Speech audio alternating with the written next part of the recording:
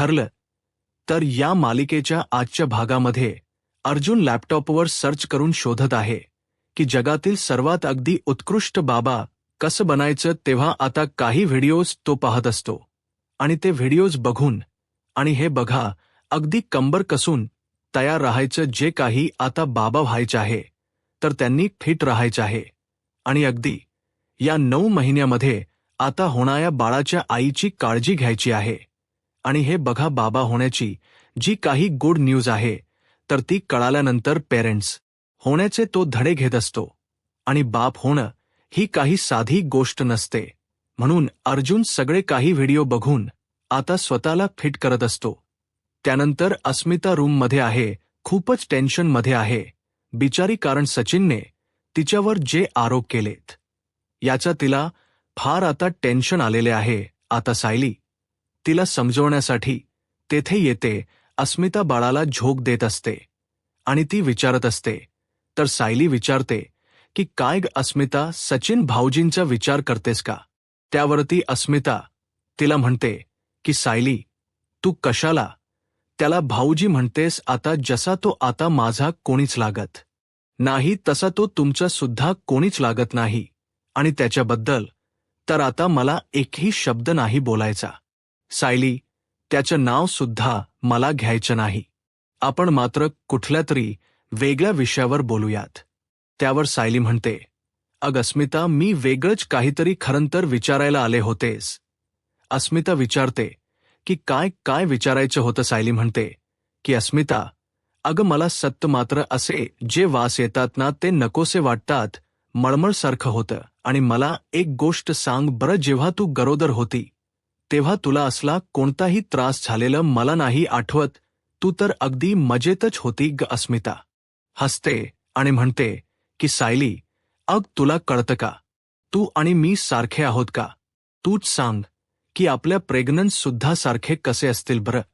त्यानंतर इकडे अर्जुन जो व्हिडिओ बघत आहे त्यामध्ये मात्र सांगितलं जातं की आता मात्र आपल्याला असं वाटतं की आई प्रेग्नेंट आहेत, पण तसं नाही, कारण आता आई आणि बाबा दोघेही प्रेग्नेंट आहेत असे सांगितले जाते. म्हणजे हे बघा, बाळ जरी बायकोच्या पोटात वाटणार असेल तरी सुद्धा ते तुमच्या सुद्धा पोटात आहे असं तुम्ही आचरण करायचं. तेव्हा अर्जुनला तर हा पॉइंट खूपच आवडतो. तो लगेच म्हणतो की गुड पॉइंट, आणि लगेच नोटबुकमध्ये तो पॉइंट लगेच आता तो लिहून घेतो की बाप सुद्धा प्रेग्नेंट आहे असं समजायचं. आणि आता मात्र आईला मॉर्निंग सिकनेस या टॉपिककडे आपण घेऊयात, कारण 3 महिने हा त्रास होत असतो. म्हणजे याचा अर्थ काय असतं की डोहळे लागणे, कारण आता आईच्या माध्यमातून बाळ तुमच्याकडे काहीतरी मागण्या करत असतो आणि बाप म्हणून तुमचं कर्तव्य आहे तर त्या मागण्या तुम्ही पूर्ण करायच्यात. आणि त्यानंतर आता उत्तम वडील होण्यासाठी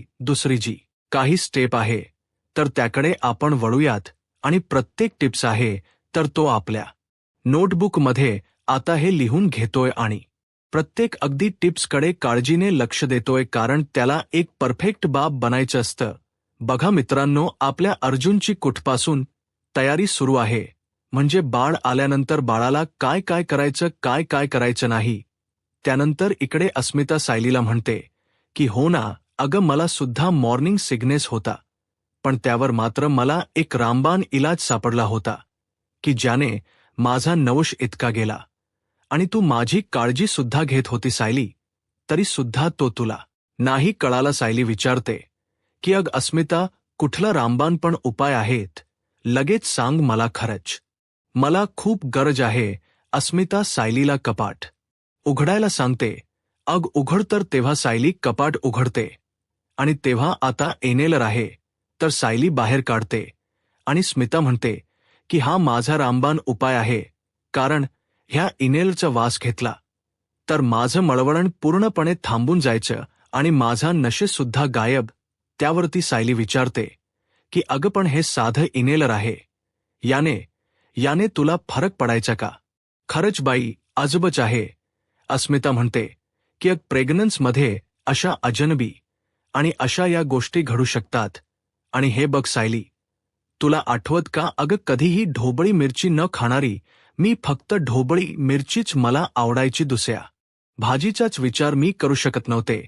तेव्हा सायली म्हणते की हो ना, चांगलंच आठवतं, कारण दर दिवसा ढोबळी मिरचीची भाजी करून मी सुद्धा कंटाळेच होते. अस्मिता म्हणते की हो ना, तेच तर. मग तू एक काम कर, येणेला ट्राय करून बघ, तुला सुद्धा आराम मिळेल. सायली म्हणते की पण अस्मिता, मला नाही वाटत याचा मला उपयोग होईल म्हणून. आणि पूर्णाजीने सुद्धा मला त्यांच्याकडे असणारे सुवासिक एका औषधी अत्तराबद्दल सांगितलं होतं आणि ते तर मी वापरलं, पण माझी डोकेदुखी तर आणखीनच वाढली. अस्मिता म्हणते की हो का? अगं मग तुला दुसरा कोणतरी वास आवडेल. हे बघ, तुला फुलं आवडतात, मग एखाद्या फुलाचा सुगंध तू घेऊन बघ. तेव्हा सायली म्हणते की अगं पण मला कसं कळणार की मला कुठल्याच फुलाचा सुगंध आवडतो म्हणून? म्हणजे हे बघ, असं होईल की बागेतील प्रत्येक फुलाकडे जाऊन मी वास घेत राहील, आणि जर आपल्या बागेत कोणी आलं तर ते काय म्हणतील, बघा किती विचित्र डोहाळे लागलेले आहेत.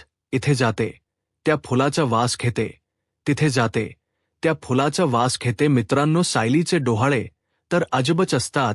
सायली सुद्धा खूप हसते आणि अस्मिताला सुद्धा खूप हसवते.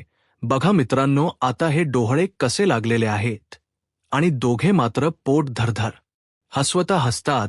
आता सायलीला तर अस्मिताला हसवायचंच असतं, कारण दुसऱ्या कोणत्या तरी विषयात तिला रमवायचं असतं. आणि सायली तिला हसताने पाहते, आणि सायली सुद्धा मनातून खूपच खुश होते आणि म्हणते की खरंच अस्मिताला इतकं खळखळून हसताने किती छान वाटतं बरं. आणि बरं झालं मी सचिन भाऊजींचा विषय बदलला आणि माझ्या गरोधनपराबद्दल मी तिला विचारलं, आणि त्या विषयाने बघ ना अस्मिता किती खुश झाली. आणि तेवढ्यात अस्मिताच्या मोबाईल कॉल येतोय. चैतन्याचा फोन असतो. तर सायली म्हणते की बरं ठीक आहे, तुमचं चालून द्या, मी आले. सायली बाहेर जाते. अस्मिता फोन उचलते आणि बोल ना चैतन्य. तेव्हा चैतन्याचा कॉल असतो. त्यानंतर इकडे अर्जुनच मस्तपैकी व्हिडिओ बघण्याचं काम सुरू असतं. किती तो एक्सायटेड असतो बाबा होण्यासाठी. काय काय करावं लागतं, कसं परफेक्ट बनावं लागतं, याचे धडे तो घेत असतो. मित्रांनो बघा, अर्जुनची तयारी बघा, किती एक्सायटेड आहे. आणि अर्जुन आता लगेच खुश. तो व्हिडिओ म्हणजे पूर्ण झाल्यानंतर आता लॅपटॉप बंद करतोय आणि म्हणतो की झालं शेवटी, आणि आता मात्र यांचे सगळे एपिसोड मला बघायला हवेत, आणि तरच मात्र मी चांगला बाबा होईल. अर्जुन खूपच खुश आहे, आणि त्याला आता हे टिप्स मिळाल्यामुळे त्याला आणखीनच आनंद होतो. त्याच्या मनातील बाळाविषयी असणारी भीती गायब होते, आणि तो स्वतःला कसं म्हणतो की आता प्रत्येक जण मला पनवेलमधील एक आता उत्तम वकील म्हणतात, परंतु आता मात्र पण मला पनवेलमधील नाही, इंडियामधील नंबर 1 बाबा बनवायचा आहे, आणि नंबर 1चा हजबंड सुद्धा म्हणतील, आणि ते किक होऊन दाखवेलच. जे काही टिप्स त्याने लिहिलेले आहे तर त्यावर तो पुन्हा आता लक्ष घालतोय आणि आतापचा बारीक विचार करत आहे. त्यानंतर इकडे चैतन्यने अस्मिताला एका कॉफी शॉपमध्ये भेटायला बोलावलेला आहे. तेव्हा अस्मिता त्याला भेटायला येते. दोघं मात्र आता एकमेकांशी गप्पा करत आहेत. चैतन्य मात्र अस्मिताला मनातील भीती आणि तिच्या मनातील असणारा नाराजगीपणा दूर करण्यासाठी एका बहिणीसारखं तिला आनंदात वागण्याचा प्रयत्न करत आहे. परंतु याचा अर्थ मात्र आता सचिन पुन्हा त्याचा फायदा करून घेत आहे. चैतन्य अस्मिताला म्हणत असतो की बघ अगं अस्मिता, मी तुला म्हणत असतो एकदा कुठे बाहेर निघ, मनाला किती मस्त वाटतं अगं जेव्हा बाळाची झोपण्याची वेळ असते त्यावेळेस तर आपण बाहेर पडलं की नाही पाहिजे. अगं फ्रेश हवा घे, मस्त वातावरणामध्ये ये. आणि ते दोघं आता छान असे गप्पा करत आहे.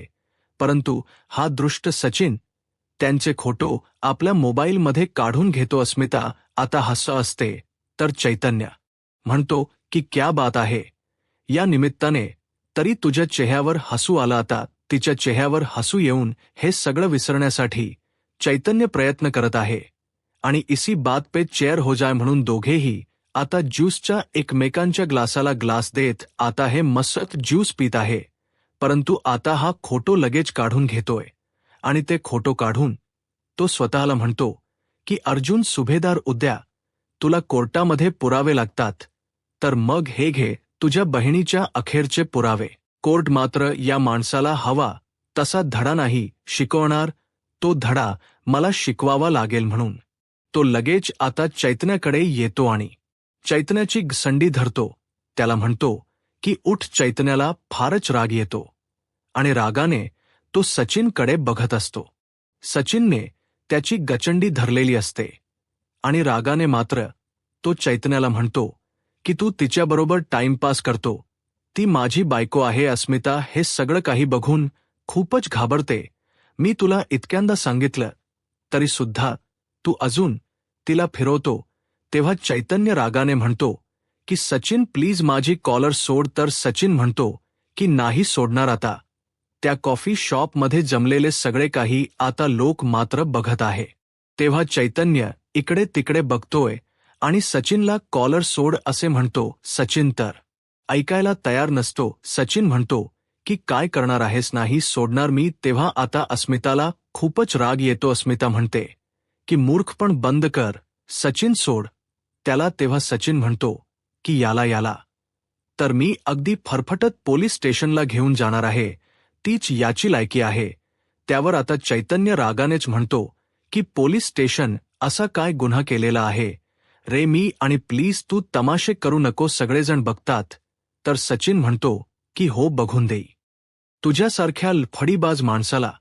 तेव्हा चैतन्याला फारच राग येतो आणि चैतन्य मात्र आता जोराने त्याला ढकलणारतो. सचिन लगेच चैतन्याला जोराने लुटून देतो आणि तेव्हा टेबलवरील जे काही आता तो टेबल आहे चैतन्याच्या अंगावर पडतो. चैतन्य खाली पडतो आणि सचिन त्याच्या अंगावर धावून येतो आणि त्याच वेळेस आता सचिन लाथेने मात्र त्याच्या पोटामध्ये लाथा मारत असतो. अस्मिता जोराने ओरडत असते. त्यानंतर आता इकडे अर्जुन सायलीसाठी काय करायचं, तिला काय आवडतं काय नाही याची प्रत्येक तो तयारी करत असतो. अर्जुनने मात्र मस्त शेपचे होता तो ड्रेस वगैरे घालून तो मात्र सायलीसाठी काहीतरी बनवत असतो. त्याने डायनिंग टेबलवर तयार करून ठेवलेलं असतं. प्रताप आणि कल्पना बाहेर येतात. प्रताप म्हणतो की काय रे अर्जुन, आता वकिली सोडून शेप बनायचे आहे की काय. त्यावरती अर्जुन म्हणतो की एस कारण मी माझ्या बायकोसाठी आता टेम्पररी शेप सुद्धा झालेला आहे. तेव्हा कल्पना विचारते की म्हणजे काय. तर अर्जुन म्हणतो की पुढच्या 9 महिने माझ्या बायकोला खुश करण्यासाठी मला काय काय करावं लागेल ते सगळं काही मी करणार आहे. आणि मी आज मात्र तिच्यासाठी एक असा सरप्राईज प्लॅनिंग केलेला आहे मम्मा. आणि अर्जुनने नाश्त्यामध्ये जे काही पदार्थ बनवलेला आहे तर ते सगळे पदार्थ तो डायनिंग टेबलवर ठेवून दाखवतो. तर कल्पना म्हणते की अर्जुन हे सर्व काय करून ठेवलं. त्यावरती आता अर्जुन म्हणतो की मम्मा शांत, मी सगळं काही सांगतो. मी आत्ता जातो आणि सायलीला खाली घेऊन येतोय आणि मग हे सगळं बघून ती जेव्हा खुश होईल तेव्हा ते आता जे काही दृश्य आहे तर ते आपण बघूया. मी येतो असे बोलून तो लगेच आता आतमध्ये निघून जातो. कल्पना आवाज देते की दादा ओ दादा, आणि सगळ्यांना मात्र खूपच हसायला येत अर्जुनची ती आता तयारी बघून कल्पना म्हणते की अरे देवा, अर्जुनला कोण समजवणार बरं. तेव्हा प्रताप म्हणतो की अगं कशाला काय समजायची गरज आहे. अगं बाप बनण्याचा उत्साह त्याच्यामध्ये इतका वाढलेला आहे, त्याला काय करू आणि काय नको असं झालेलं आहे. बघ ना त्याची तयारी, त्यामुळे करून दे. त्याला काय असेल ते करून दे, कारण तो जेवढा हवेत जाईल तेवढा लवकरच जमवर आदळणार आहे. तर आणि तेवढ्यात दादा अर्जुन सायलीच्या हाताला धरतो आणि चल खाली चल, मी तुझ्यासाठी सरप्राईज प्लॅनिंग केलेला आहे म्हणून तिच्या हाताला धरून खाली घेऊन येत असतो. सायली म्हणते की अहो कुठे घेऊन चाललात तुम्ही मला, आणि आता कसलं सरप्राईज. आता अर्जुन म्हणतो की अगं ती सांगण्याची गोष्ट नाही, अगं बायको ती दाखवण्याची गोष्ट आहे. आणि चल पटपट खाली ये. आणि हे बघ, तुला पटपट खाली उतरायला नाही जमणार, मी तुला उचलून घेतो. तो उचलणार. तो सायली म्हणते की अहो काय हे तुम्हाला किती वेळ सांगायचं हो असं. आता ह्या वेळेस मात्र असं उचलून वगैरे घ्यायचं नाही. तेव्हा आता कल्पना, विमल, प्रताप हे सगळं काही बघून हसतात आणि त्यांना खूप हसू येत असतं. तेव्हा अर्जुन पुन्हा सॉरी सॉरी म्हणतो, तुम्हाला सांगितलं होतं, परंतु माझ्या एक्साइटमेंटमध्ये मी खरंच विसरून गेलो सायली. आणि हे बघ, तू तुझ्या स्पीडने खाली ये, पण डायनिंग टेबलकडे मात्र बघायचं नाही. तेव्हा सायली म्हणते की बरं बरं. तेव्हा अर्जुन तिला अगदी हळूच, अगदी तिला धरून खाली घेऊन येत असतो आणि म्हणतो की हे बघ, ही मात्र तुझ्यासाठी केलेली स्पेशल एक मस्त खास गोष्ट आहे आणि ती लगेच बघायची नाही. आणि हे बघ, मला 100 पैकी 100 मार्क्स हवे आहेत. तेव्हा सायली म्हणते की अहो, पण मला बघून देना अगोदर. आणि तो सायलीला, तेव्हा सायली आता डायनिंग टेबल जवळ येते आणि म्हणते की हे एवढं सरप्राईज. अर्जुन विचारतो की काय, कसं वाटलं सरप्राईज. आणि हे बघ, आता अर्जुन म्हणतो की तुला जे जे काही आवडत ना, ते सगळं काही आहे त्यामध्ये, आणि त्यातील सगळं काही थोडं थोडं खाऊन यायचं. तेव्हा आता साईला हे सगळं काही बघून आता आणखीन मळमळायला सुरुवात होते आणि आता इतके सगळे काही पदार्थ ती बघून म्हणते, अहो हे बघा, तुम्ही इतके सगळे पदार्थ एकाच वेळेस का मागवले बरं, का बरं. तेव्हा आता अर्जुन म्हणते की हो ना, कारण मी सांगितलं होतं की माझी बायको प्रेग्नेंट आहे आणि तिला जे जे काही आवडत ना, ते सगळं काही अगदी खायला द्या, आणि म्हणूनच मात्र आवडत्या रेस्टॉरंटमधून हे सगळं काही मी मागून घेतलेलं आहे. तर आता सायलीला तर आता हे सगळं काही पदार्थ बघून मळमळलं होतं.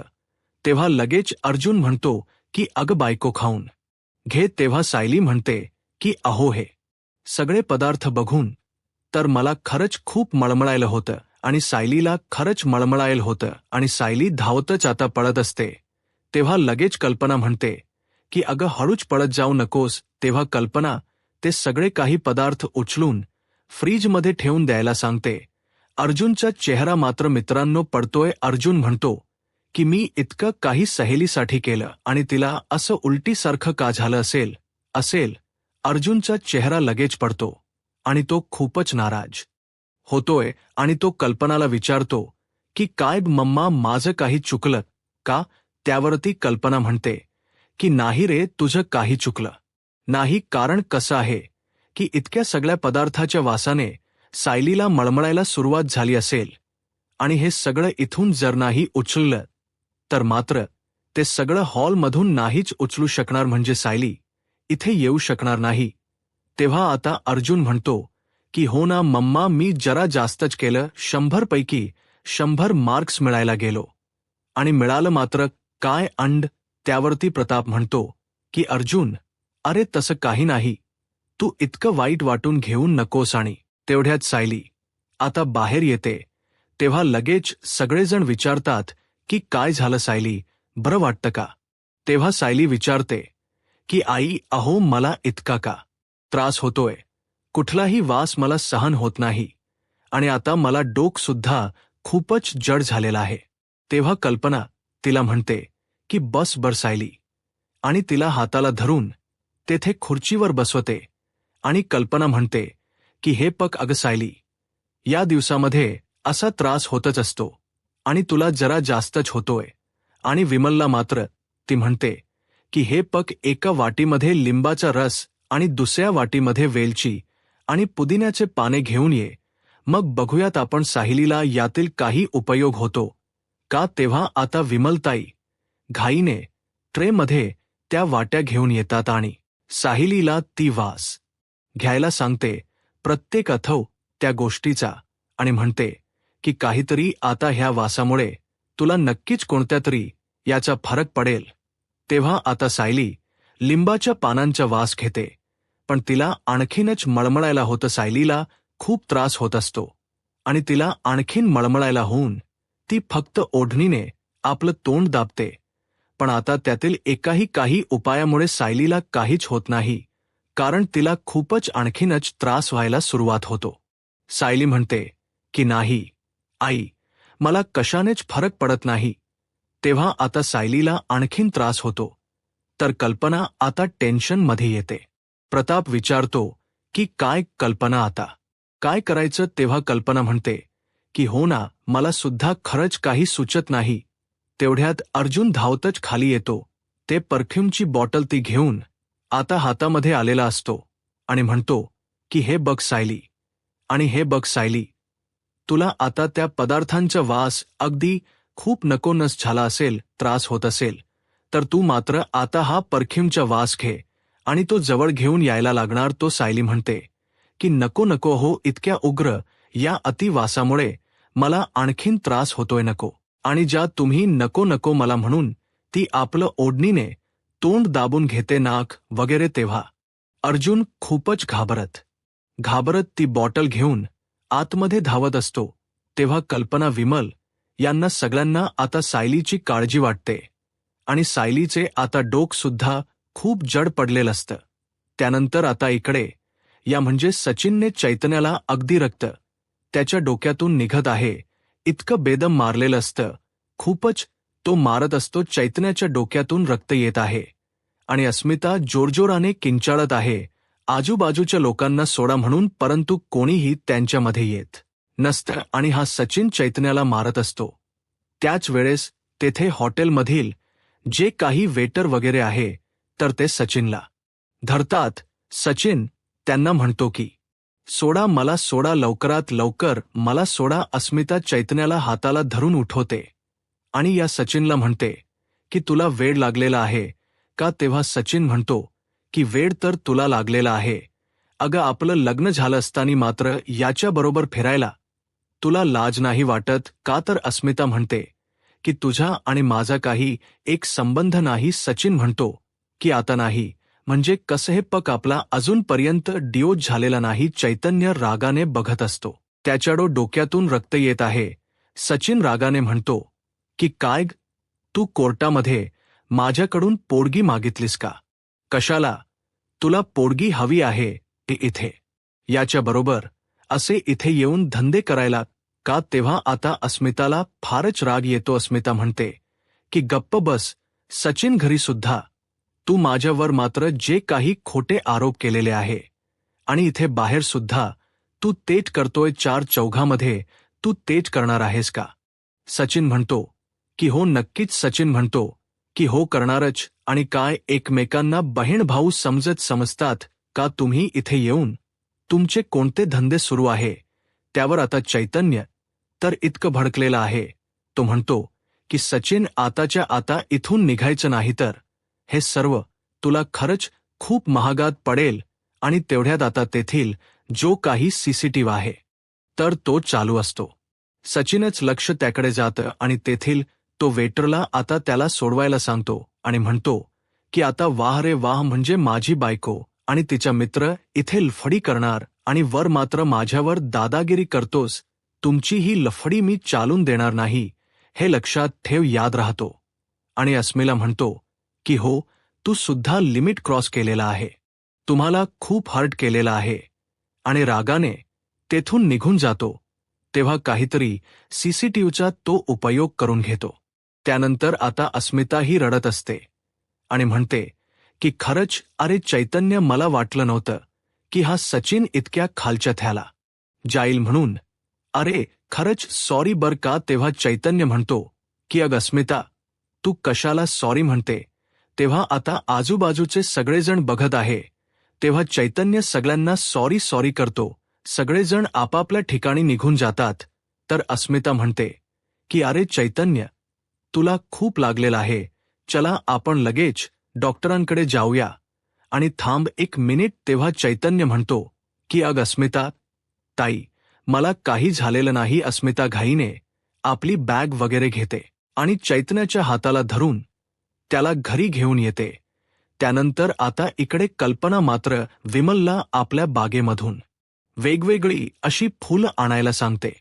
विमलताई विचारतात की काय अहो वहिनी, फुलं कशासाठी. अर्जुन, सायली, प्रताप हे सगळेजण एकत्र बसलेले आहेत. तेव्हा कल्पना म्हणते की अगं अर्जुनच्या वेळी जेव्हा मी प्रेग्नेंट होते तेव्हा फुलांचा वास घेतल्यानंतर माझं मळमळायचं थांबायचं आणि काय सांगावं, सायलीच सुद्धा तसंच होईल. तर विमलताई म्हणतात की हो लगेच घेऊन येते. तर अर्जुन म्हणतो की हो लवकर जा. तेव्हा आता प्रताप सायलीला विचारतो की सायली, अगं तुला खरंच खूप त्रास होतो का? तेव्हा सायली हो म्हणते. अर्जुन म्हणतो की अगं सायली, ते सगळे पदार्थ आहे ना, तर मी फ्रीजमध्ये ठेवून दिलेत आणि परफ्यूम सुद्धा मी रूममध्ये ठेवून आलो. आणि मग तुला त्रास नाही होणार कशाचा? तेव्हा सायली म्हणते की माफ करा, हे बघा मी मगाशी जरा तुमच्यावर ओरडूनच बोलले, पण काय करणार होते, खरंच मला तो वासच सहन झालेला नाही. त्यावरती अर्जुन म्हणतो की नाही, तुला त्रास होतोय, एक काम करतो, मी सर्च करून बघतोय या त्रासावर काही उपयोग आहे की नाही, तो उपाय मी बघतो. आणि तेवढ्यात प्रताप म्हणतो की कल्पना, अगं मला आठवतं अस्मिताच्या वेळी तुला तेलाच्या वासाचा त्रास व्हायचा राईट, आणि त्यावेळेस नेमकं तू काय केलं होच बरं? कदाचित मात्र तो उपयोग सायलीला नक्की फायदेशीर ठरेल. कल्पना म्हणते की हो, पण प्रत्येक बाईची प्रेग्नन्स वेगळी असते आणि आता कोणाला काय लागू होईल काही सांगता येत नाही. तेवढ्यात विमलताई आता बागेतून फुलं घेऊन येतात. आणि हे बघा सायलीताई, या फुलांचा सुवास घेऊन बघा, तुम्हाला बरं वाटतं का? तेव्हा आता सायली जेव्हा वास घेते, पण सायलीला आणखीनच मळमळायला होतं. तेव्हा ती म्हणते की नाही विमलताई, ती फुलं लांब घेऊन ज्या, मला मात्र अगदी पुन्हा मळमळायला लागलं.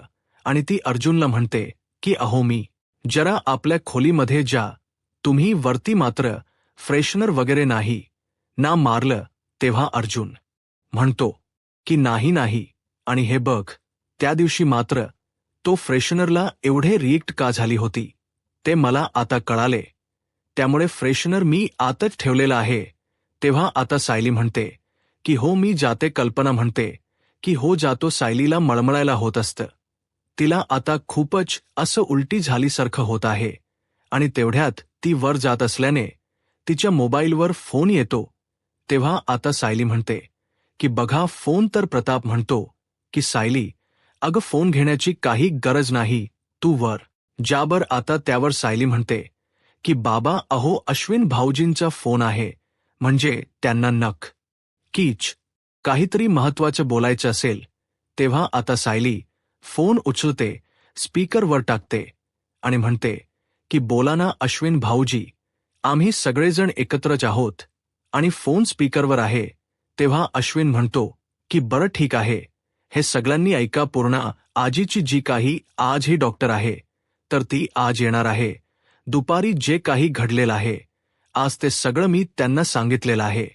आणि त्यांच्या ट्रीटमेंटमध्ये त्या एक स्टेप मात्र पुढे जाणार आहेत. त्यावरती सायली विचारते की म्हणजे आज त्या नक्की काय विचारणार आहेत? अश्विन म्हणतो की ते तर मला सुद्धा माहिती नाही. आणि त्या असं म्हणाले की पूर्णाची रिएक्शन थोडीशी मात्र हार्ट असू शकते, आणि कदाचित या सगळ्याचा पूर्णाला त्रास पण होऊ शकतो, आणि त्यासाठी आपण सगळ्यांनी रेडी राहायला हवं असं डॉक्टर म्हणाल्यात. तेव्हा प्रताप विचारतो की अश्विन, त्या जे काही करणार आहेत ते खरंच खूप गरजेचं आहे असं वाटतं का? अश्विन म्हणतो की डॅड अहो गरजेचं नसतं तर त्याच कशाला काही म्हणाल्या असत्यात. प्रताप म्हणतो की हो ते पण बरोबर आहे, मग त्यांना तू सांग की आम्ही तयार आहोत आणि यायला सांग. अश्विन म्हणतो की थोड्याच वेळात ते मला वेळी सांगणार आहेत, आणि वेळ सांगितल्यानंतर मी तुम्हाला लगेच कळवतो त्या कधी येणार आहे. सायली म्हणते की बरं अश्विन भाऊजी ठीक आहे, फोन ठेवते. आणि तेवढ्यात अस्मिता आणि चैतन्य येत आहे. अस्मिता मम आणि डॅड करतच आलेली आहे. अर्जुन या सगळ्यांना मात्र ती आवाज देते आणि तेवढ्यात दोघा आत येतात. तर चैतन्याची ती अवस्था बघून सगळ्यांना एक धक्काच बसतो. सायली विचारते की चैतन्य सगळेजण खूप घाबरतात. तर प्रताप विचारतो की अस्मिता. विमलताई म्हणतात की बापरे, सगळ्यांना एक प्रकारचा मोठा धक्का बसतो. त्यानंतर इकडे कोर्ट जेलमध्ये प्रिया जेवण करत आहे. लेडीज कॉन्स्टेबल तेथे येतात आणि म्हणतात की हे बघ मुली, तुला तुझ्या घरच्यांना निरोप पाठवायचा होता ना प्रियाला? तर फारच आनंद होतो. ती म्हणते की हो, माझ्या घरच्यांना कळवायचं आहे की मी गरोदर आहे. मी जेलर साहेबांची परवानगी घेतली का? तेव्हा लेडीज कॉन्स्टेबल म्हणतात की हो घेतली. आणि ते म्हणाले की तू पत्र लिहू शकते आणि तू दिलेल्या पत्त्यावर आम्ही ते पोच करू शकतो. प्रिया म्हणते की हो चालेल, आणि मला ते पत्र लिहिण्यासाठी कागदाने पेन देता का जरा, आणि मला सुभेदारांना पत्र लिहायचं आहे. आणि प्रिया तर आता खूपच खुश होते आणि म्हणते की हो चला, तर मोठं काम झालं माझं पूर्ण गरोदर आहे हे जर एकदा ह्या कल्पीला कळालं, आणि ती कल्पिना मात्र नक्की पाघडेल. त्यानंतर इकडे जेव्हा आता सचिनने हे सगळं केलेलं आहे माहिती होतं, तर प्रताप रागणे म्हणतो की सचिनने तुझ्यावर हात उचलला. अर्जुन म्हणतो की तू फोन का केला नाहीस, नाहीतर इन्स्पेक्टर सावंतांना फोन करायचा होता, ते लगेच आले असते. चैतन्य म्हणतो की अरे अर्जुन, काय होणार होतं, प्रकरण अगोदरच केवढं चिघळलेलं आहे. अस्मिता म्हणते की हो ना, मला सुद्धा त्यावेळेस काय करावं ते सुचत नव्हतं. चैतन्याला खूप लागलेला आहे एवढाच विचार माझ्या मनात येत होता. तेव्हा अर्जुन खूपच भडकलेला आहे आणि तो म्हणतो की आता या सचिनला मी नाही सोडणार, कारण मार खाल्ल्यानंतर कसं वाटतं हे त्याला कळायलाच हो. आणि रागाने तो जायला निघतो. तर सायली म्हणते की अहो ऐका, डोक्यात राग घालून असं जाऊ नका. चैतन्य भाऊजीने पोलिसांना नाही बोलावलं, आणि तुम्ही जर काही वेडवाकड केलं आणि तो सचिन मात्र पोलिसांना बोलवेल, तेव्हा चैतन्य म्हणतो की अर्जुन खरंच तू सुद्धा रागाच्या भरात काहीतरी करशील आणि कोर्टामध्ये ते सगळ्यांना आपल्या मागत पडेल त्यावर त्या. अस्मिता म्हणते की माझीच चूक झाली, मी चैतन्याला म्हणाले होते की घरामध्ये बसून बसून कोंडल्यासारखा होतं, आणि म्हणून त्याने कॅफेमध्ये जाण्याचा प्लॅन ठरवलेला होता, मी जायलाच नको होतं. त्यावरती प्रताप म्हणतो की अस्मिता, अगं यात तुझी काही चूक नाही.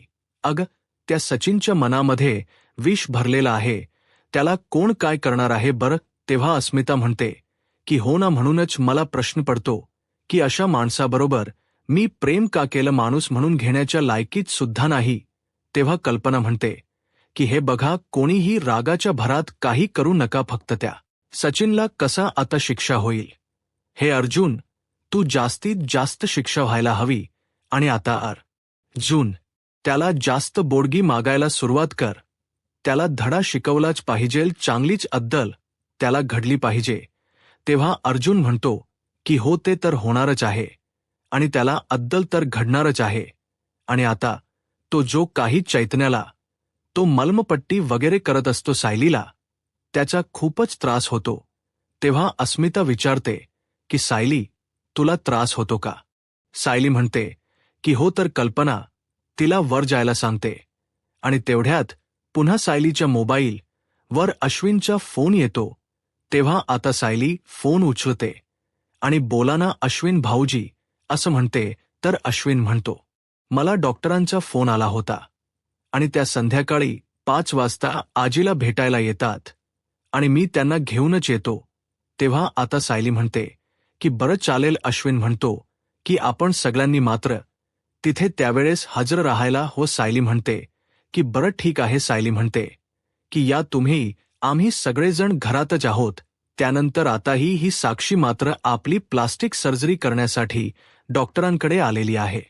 डॉक्टर सगळे काही रिपोर्ट वगैरे बघतात आणि तिला विचारतात की मी दिलेली सगळी औषधं तुम्ही घेतलेले आहेत का. साक्षी म्हणते की हो डॉक्टर, आणि म्हणतात की हे बघा, नॉर्मली मात्र आम्ही चेहरा जर बिघडला असेल तर अशा सर्जरी करत असतो, पण तुम्हाला मात्र तुमचा पूर्ण चेहराच बदलायचा आहे. आणि हे बघा, हे काम मात्र एका सर्जरीत नाही होऊ शकत. यामध्ये काहीसाठी मल्टी टेस्ट सुद्धा करावे लागते. एक कपाळाची सर्जरी वेगळी असते, नाकाचा जर आकार बदलायचा असेल तर ती सर्जरी वेगळी असते, आणि ह्या सगळ्या सर्जरीमध्ये रिकव्हर होण्यासाठी बराचसा कालावधी जाऊ शकतो. आणि या सगळ्याला तुमची तयारी आहे का. साक्षी म्हणते की हो डॉक्टर, फक्त अट तुम्हाला इतकी आहे की माझा चेहरा पूर्णपणे बदलायला हवा. डॉक्टर म्हणतात की ठीक आहे, आणि डॉक्टर फोन करून आता लगेच आता ऑपरेशनची तयारी करायला सांगतात. ते साक्षीला स्पेशल रूममध्ये बसायला सांगतात. तेव्हा साक्षी म्हणते की ठीक आहे. तर ती उठते आणि मनात म्हणते की अर्जुन सुभेदार, तू कितीही हातपाय जरी मारले तरी सुद्धा तो ओळखू शकणार नाही की साक्षी शिकरे आहे, तरी कोण त्यानंतर आता इकडे सायलीला जो काही त्रास होत आहे त्यासाठी आता अर्जुन सुद्धा काहीतरी टिप्स वाचत आहे, प्रताप सुद्धा, आणि कल्पना विमल ह्या प्रत्येक वास मात्र सायलीला देत. आता सायलीला नक्की आता फरक कशाने पडतो याचेवर वर उपाय शोधत असतात. सगळ्यांची तयारी सुरू असते, पण सायलीला कोणत्याच गोष्टीचा अजूनपर्यंत काही इलाज झालेला नसतो. सायलीला आणखीनच त्रास होतोय ते बघून आता अर्जुन म्हणतो की बास झालो, आता तुला कशाचाच वास सहन होत नाही, त्यामुळे तुझ्या डॉक्टरांकडे आपण आत्ताच जाऊयात आणि त्यांना विचारूयात आणि चल बरं. तेव्हा आता सायली म्हणते की अहो नाही, डॉक्टरांनी सांगितलेलं आहे की पहिले 3 महिने मला असा त्रास होणारच आहे, नको जायला, आपण वाट बघूयात. विमलताई म्हणतात की अहो सायली ताई, पण काहीतरी औषध डॉक्टर देते, ती औषध तुम्हाला घ्यावंच लागेल. आणि तेवढ्यात प्रतिमाचा फोन येतो. तेव्हा कल्पना फोन उचलते तर प्रतिमा विचारते की अगं सायली कशी आहे, तिच्याकडे फोन दे बरं, आणि तिला काहीतरी आता हा मॉर्निंग सिकनेसचा त्रास होतोय असं म्हणाली होती. तर आणि खरं तर मला सायलीशी बोलायचं आहे, पण असं फोनवर नकोय, मी तेथे येईल आणि तिला जवळ घेऊन तीच अभिनंदन करेल. कल्पना म्हणते की हो ये, आणि तुला प्रत्यक्षात दिसेल. सायली कशी आहे, प्रतिमा विचारते की काय झालं. अर्जुन धावतच येतो आणि कल्पना म्हणतो की तू आत्याला विचार बरं, या सिच्युएशन मध्ये आपण काय करू शकतो. कल्पना म्हणते की अरे तूच बोल, आणि कल्पना अर्जुनच्या हातात मोबाईल देते. अर्जुन म्हणतो की अगं आत्या, एक प्रॉब्लेम आहे आणि त्यासाठी मला तुझी हेल्प लागेल. प्रतिमा विचारते की अरे काय झालं. अर्जुन म्हणतो की अगं सायलीला ह्या सगळ्या वासांचा खूप त्रास होतोय आणि कळतच नाही की काय करावं. तेव्हा अर्जुन सगळं काही सांगत असतो. प्रतिमा त्याच्या लगेच लक्षात येते आणि प्रतिमा जोरजोराने हसायला सुरुवात करते. अस्मिता विचारते की अगं प्रतिमा, तू हसतेस का? अगं सारीला खरंच खूप त्रास होतोय. तेव्हा प्रतिमा त्या म्हणते की अगं मी हसतेस का, म्हणजे तन्वीच्या वेळी सुद्धा मला इतकाच त्रास सहन करावा लागलेला आहे. आणि कल्पना, तुला आठवत नाही का, मला सुद्धा प्रत्येक वासाने मळमळायला व्हायचं, आणि एकदा मात्र मला हे बाहेर फिरायला घेऊन गेले होते आणि अचानक मला निशिगंधाच्या फुलाचा वास आला आणि त्या वासाने मला खरंच पटकन बरं वाटलं होतं. मग काय की काही महिने अगदी निशिगंधाच्या फुलाने आमचं घर भरलेलं असायचं आणि माझा नशा त्याने तर गेला. तेव्हा कल्पना म्हणते की हो ना प्रतिमा, मला आता कुठे हटवलं. जेव्हा जेव्हा तू प्रेग्नन्समध्ये येथे यायची तर ते फुला आम्ही आणूनच ठेवायचो. तेव्हा प्रताप म्हणतो की हो ना, आपण नेहमी म्हणत असतो की प्रतिमा आणि सायली या दोघींच्या गोष्टी बॅच काही जुळतात, आणि देव करू ही गोष्ट तर यांची जुळो आणि सायलीची या त्रासातून सुटका तरी होईल. तेव्हा अर्जुन कुठे मिळेल असं विचारतो. तेव्हा प्रतिमा त्या म्हणतो की अरे विक्तनू, आपल्या बागेमध्ये खूप काही आहे, ते तुला पाठवून. अर्जुन म्हणतो की हो ठीक आहे, मी लगेच येतोय. तेव्हा आता अर्जुन घाईने फुलं आणायला जातो. प्रताप म्हणतो की आपलं हे नातवंड मात्र खूपच मस्तीखोर असणार आहे. येण्याच्या अगोदर त्याने सगळ्यांना कामाला लावलेलं आहे. सायली म्हणते की खरंच मला खरंच खूप अपराधी वाटतं माझ्यामुळे तुमची सगळ्यांची इतकी धावपळ होते. तेव्हा प्रताप म्हणतो की सायली गंमत करतो, अगं तुझा त्रास कमी व्हावा म्हणून आम्ही सगळेजण प्रयत्न करतोय. तेव्हा सायलीला बरं वाटतं आणि आता हा बघ येथे संपतो. पुढील भागामध्ये डॉक्टर आलेले आहेत आणि पूर्णाजीला मात्र प्रियाचा फोटो दाखवला जातो आणि ह्या फोटोतील मुलीला तुम्ही ओळखतात का असा प्रश्न विचारला जातो. आता पूर्णाजीला फारच राग येतो. पूर्णाजी रागाने तो फोटो फेकून देते. तेव्हा फोटो मला का दाखवला, आणि रागाने म्हणते की ही चांगली मुलगी नाही.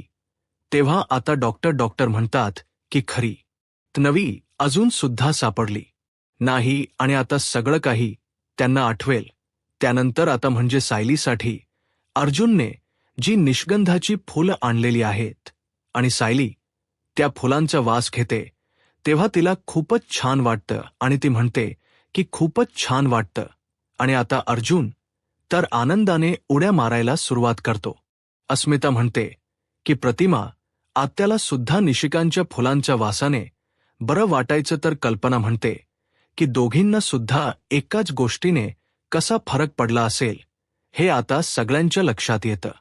यूट्यूब चॅनलला सबस्क्राईब करा आणि व्हिडिओ लाईक करा. धन्यवाद.